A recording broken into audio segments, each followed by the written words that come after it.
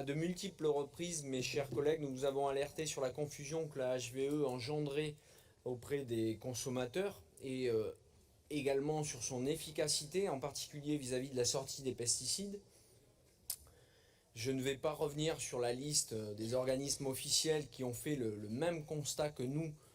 sur ce label. Je vais simplement me référer au dernier rapport Neoterra, celui que nous avons eu l'occasion de voter le mois dernier, et qui met en évidence que dans notre région, en 3 ans, on a constaté la multiplication par 2 des exploitations labellisées HVE et en même temps la stabilité, voire la progression des ventes de pesticides de synthèse, y compris les fameux CMR, cancérigènes, mutagènes, reprotoxiques. Et donc, c'est bien la preuve par les chiffres, et notamment en l'occurrence par vos chiffres, que la politique que vous menez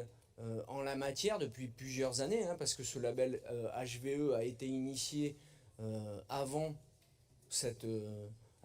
mandature, dans le mandat, dans le mandat précédent,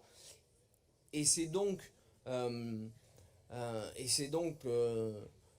comment dire, pour nous l'occasion de rappeler une évidence qui est que l'agriculture biologique reste la plus aboutie en matière d'agroécologie. Et d'ailleurs, je suis toujours surpris de voir que dans un certain nombre de propos que j'ai pu entendre aujourd'hui, on recherche la solution technologique, la solution génétique, on vient d'en parler, qui va nous permettre de sortir des pesticides, qui va nous permettre de nous affranchir d'un certain nombre de problèmes, alors que d'ores et déjà, on a ces solutions. Il n'existe aucun aliment,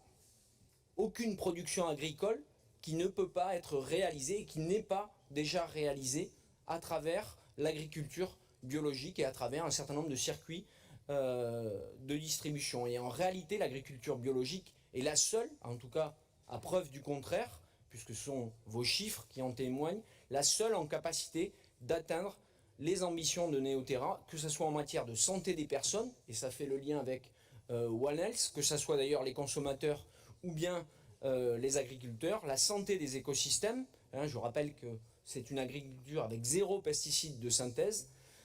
mais aussi en matière de diminution de gaz à effet de serre, puisque sans engrais de synthèse provenant des ressources fossiles, comme l'a également dans son début de propos souligné Madame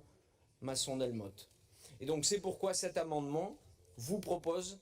d'acter cette réalité et d'enfin la regarder en face et de prendre en considération vos propres chiffres pour, de façon pragmatique, faire en sorte de favoriser financièrement, et on propose un seuil de 50% supplémentaire, favoriser financièrement l'agriculture biologique dans tous les dispositifs régionaux, d'abord pour sortir des pesticides de synthèse, et en particulier pour les CMR, parce que l'horizon qui est rappelé dans cette feuille de route, c'est 2025, et en réalité c'est une des dernières chances, cette feuille de route Neoterra et les solutions qui vont en découler, une des dernières chances pour notre région, non pas en réalité d'en sortir, personne n'y croit, plus personne n'y croit, mais au moins de commencer, d'amorcer une diminution de la vente et donc de l'utilisation de ces pesticides, en plus bien évidemment de relancer cette filière qui est en difficulté, notamment en raison de l'inflation et non pas d'une désaffection des consommateurs, puisque toutes les enquêtes montrent Merci, Vital. que cette agriculture est privilégiée. Merci.